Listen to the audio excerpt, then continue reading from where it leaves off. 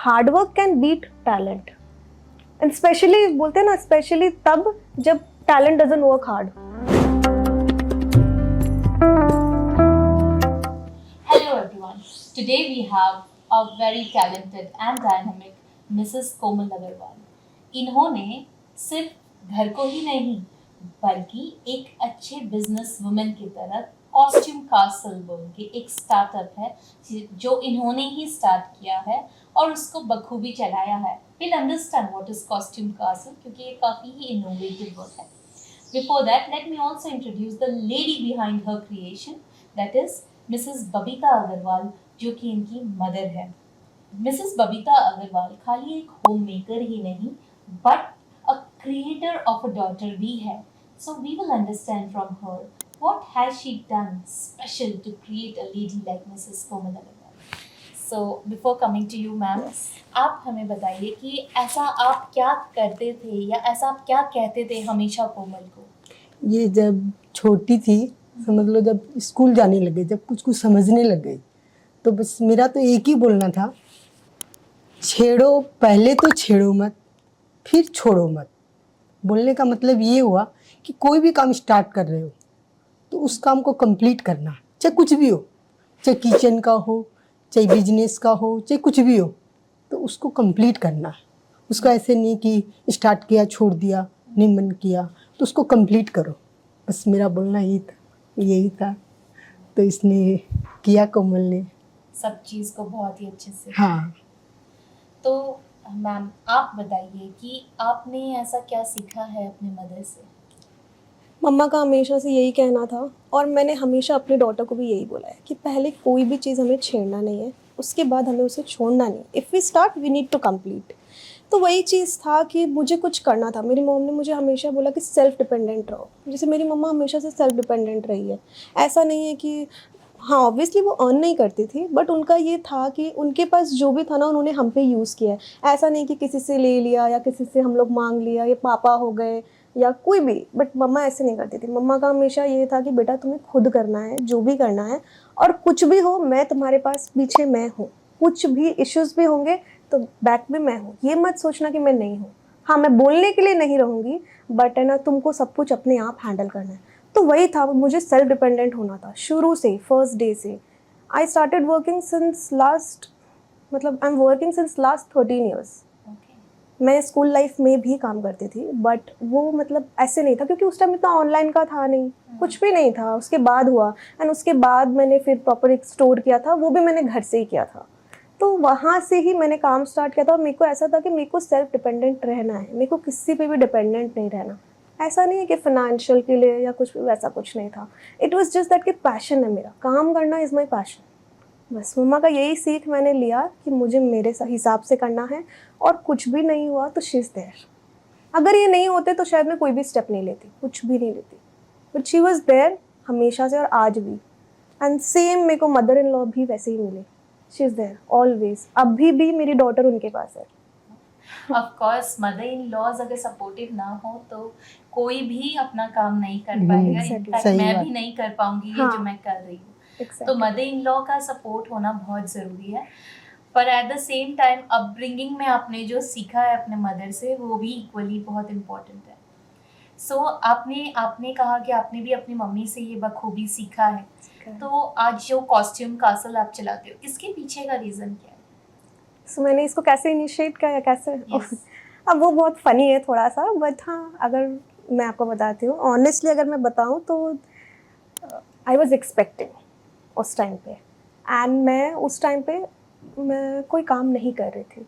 I was into jewellery. After marriage मैंने jewellery का काम स्टार्ट किया. I started making jewellery, oxidise jewellery को मैं बनाती थी. तो उसके बाद मैंने फिर पैकिंग वाला स्टार्ट किया, लाइक पैकिंग का होता है ना, hamper decoration and everything like that. तो वो मैं कर रही थी. उसके लिए मुझे क्या हुआ था, मैं अपना स्टफ्स को मेरे ससुराल में इन लॉज के प्लेस में मैं रख नहीं पा रही थी, because there was no space, extra space नहीं था हमारे पास, क्योंकि मैं जॉइंट फैमिली में हूँ.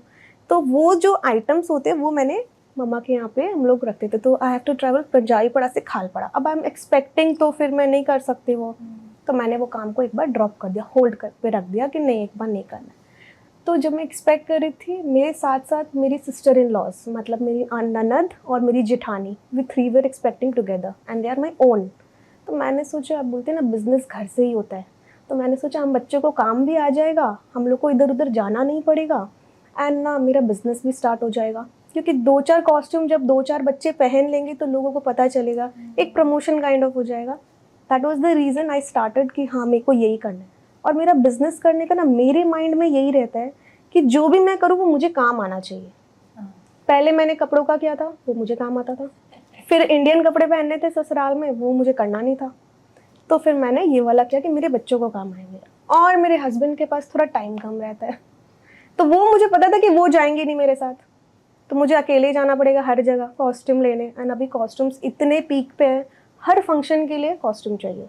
तो दैट वाज द रीज़न कि मैंने इसको स्टार्टअप किया। मैं बोली कुछ ट्राई So करते we know हैं। now it's why is it such an innovative thing कि कॉस्ट्यूम्स के साथ, पर इन्होंने काफी सारा एक्सपेरिमेंटिंग भी किया है। हाँ तो बहुत।